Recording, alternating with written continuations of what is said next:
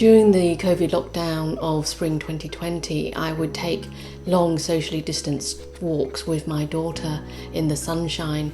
We would note down all the blooms that were coming into season as part of her home learning. These daily outings compelled me to start a wildflowers sketchbook, and many folks were soon attracted by the notion of loose watercolor florals, which I was able to achieve quite easily. And I want to talk a little bit more about that here. I think it's really important to understand my definition of loose watercolor florals, as many different artists will have varying approaches. I think much of the fluidity that I'm able to achieve is by using the wet on wet watercolor method, and that is where you add wet paint to wet washes, and this will allow the pigments to spread out unhindered.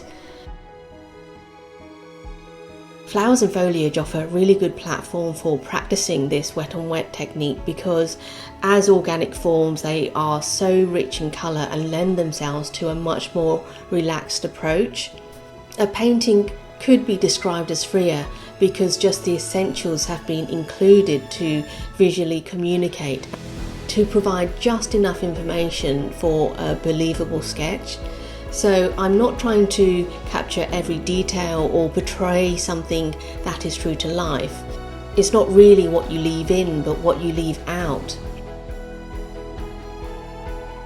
Because nature is filled with an incredible amount of details of all shapes and sizes, it is a beautiful source of endless subject matter in art.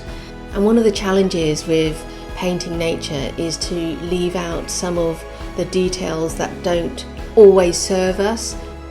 I know if I wanted to try and paint all the details I'd see, I would just get too overwhelmed.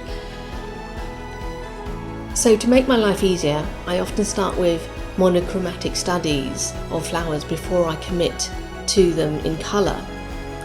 The Cambridge Dictionary defines simplification as the process of making something less complicated and therefore easier to do or understand, or the thing that results from this process.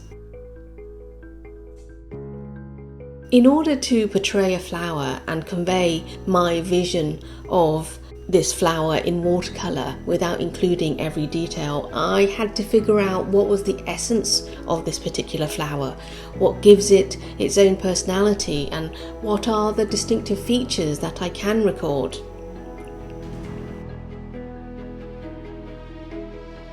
As artists, we're in a position to interpret the subject matter in front of us to suit our needs and tastes.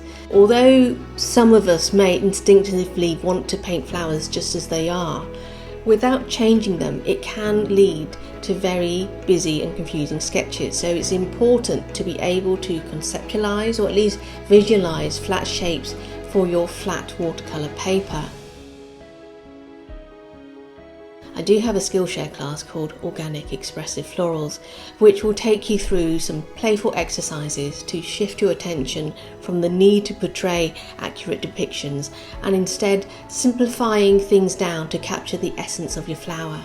There are 3 full-length demonstrations in which I take you through my entire process. So whether you're just starting out with watercolours or are well versed in this medium, the class showcases a really unique and intuitive way of working that will produce enchanting wildflower depictions. The moment you leave something out that you see, say some leaves or some flower heads, you've actually started to simplify. And simpler shapes can actually convey the essence of a subject matter more than its details, which sounds very strange. However, when you only focus on shapes, you are less likely to feel the pull of overwhelming details. I find working with shape lessens that urge to go straight for details from the outset. My studies are often quick, they're only 4 or 5 minutes each. In these time lapses that you've seen, I'm only using copier or Xerox paper, so you're not too worried about being precious with such cheap paper. It's really important to try these shape studies over and over again to fully understand how your plant or flower is put together. You can see that I have blocked in the shape of the flower in a single colour.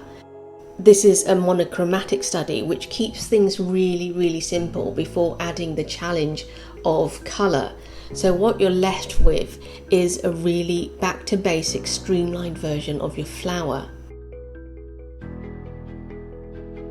This is actually time-lapse footage of a Delphinium I painted for my Skillshare class.